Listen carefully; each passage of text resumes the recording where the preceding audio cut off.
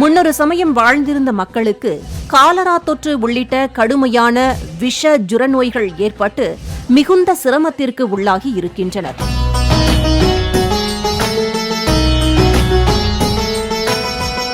எத்தனையோ மருந்துகள் சாப்பிட்டும் தீராத நோயை எண்ணி மக்கள் மனம் வருந்தி மிகுந்த துன்பம் உற்றனர்.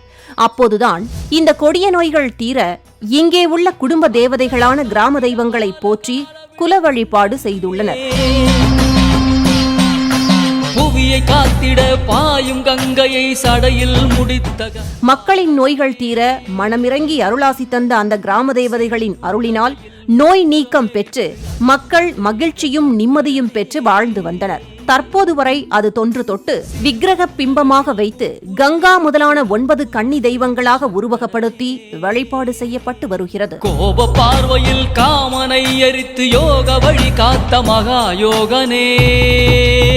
இதனை நினைவுபடுத்தும் விதமாக திருக்கோயிலின் முகப்பில் கல்யாணி, திரிபுரா, காளிகா, ரோஹிணி, கங்காதேவி, சண்டிகா, சாம்பவி, துர்கா, சுபத்ரா தேவிகள் பிரதிஷ்டை செய்யப்பட்டும் வணங்கப்பட்டு வருகின்றனர்.